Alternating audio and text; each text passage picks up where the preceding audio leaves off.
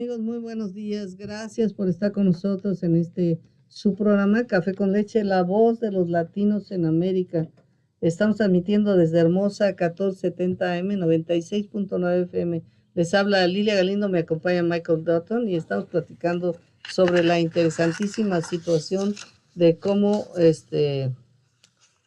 mejorar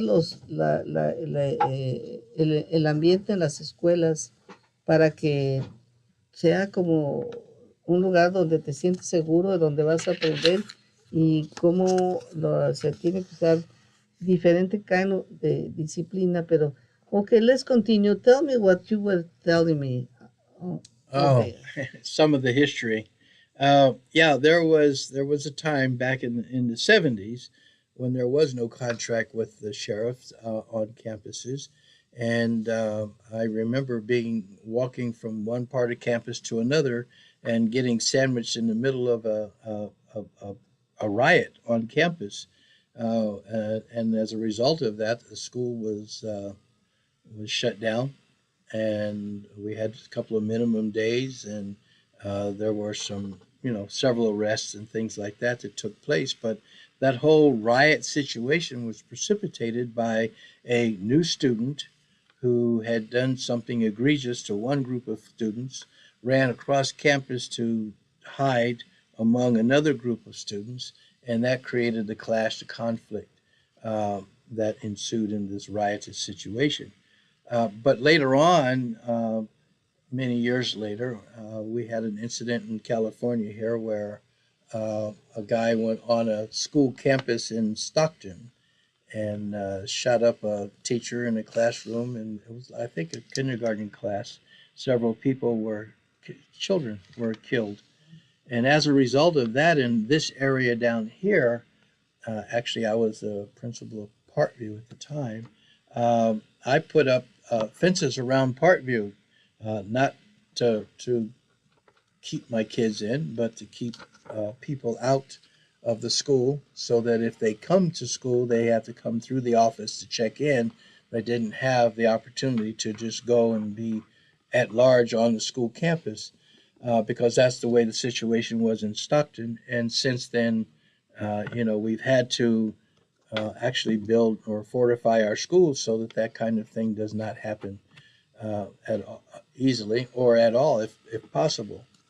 Then later on, a couple of years later, I became principal of AV High School, and I had several situations where adults, actual adults, were walking on campus and attacking students through because of different disagreements and things that have happened in the community, and they brought it to school. Also, where AV High School is located, it's the east end of Lancaster Boulevard, and the community behind the school was using the school as an alleyway to get to Lancaster Boulevard in town to go shopping or do whatever they wanted to do. And that was just an unacceptable situation. So I put the fencing around and AV High School, and I had to. Not everybody was supportive of that, so I had to design the fence. I had to hold bid meetings with contractors and then choose the person to or the company to build the fence around AV High School. Uh, that was the first, and shortly thereafter, Palmdale followed suit, and then I became principal of Little Rock, and then pretty soon it began to become the standard in the district not to incarcerate children, to protect them from people coming on campus and doing things to folks, kids. Schools should be safe, and kids should feel safe. And I know there's discussion about canceling the contract, but I've talked to a lot of students actually who feel kind of comfortable having the sheriff around. It's a beacon, or it creates a feeling of safety, I guess, among kids. So, there's some mixed perspectives about that, and I understand. I understand both of them, because some deputies get a little overzealous and or have gotten overzealous and have injured some students, and it doesn't take much for a student to get unwound and do some things that infuriates other people. So, you get emotion involved in that, and that's when things get out of hand. Bueno, estamos platicando cómo es que se empezó a dar la participación del departamento de sheriff en cuestiones de acción disciplinaria con los estudiantes, y dice que cuando Michael era el director de una escuela que se llama Parkview, dice, bueno, pues hubo una vez un incidente entre estudiantes de preparatoria que fue originado por un estudiante nuevo que le hizo algo a algún grupo.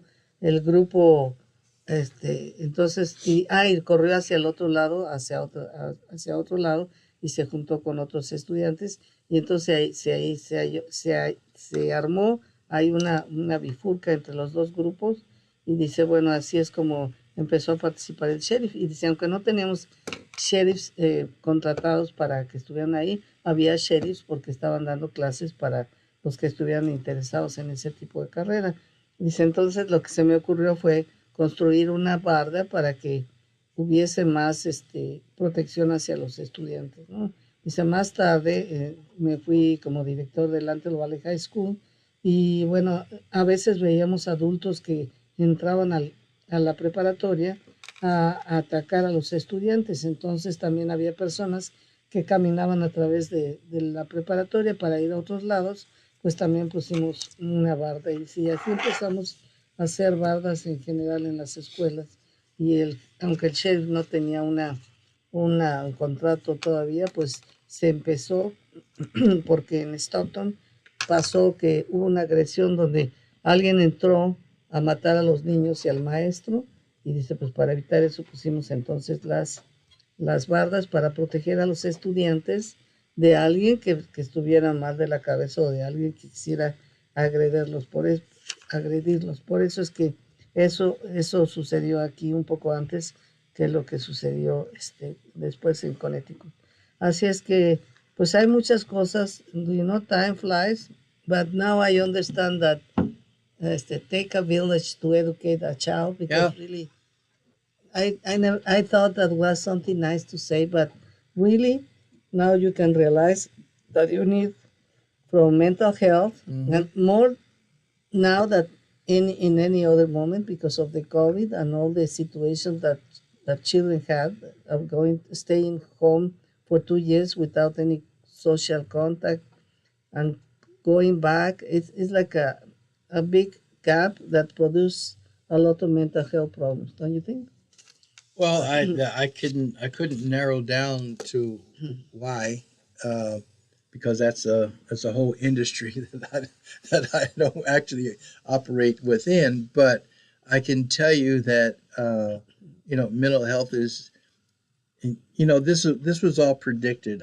Years ago, I used to teach psychology at Palmdale High School, and one of the books that I had students read was called Future Shock by Alvin Toffler. And he predicted many things that we are actually grappling with today. He predicted it in the 70s that this would be happening at the turn of the century. And he was right.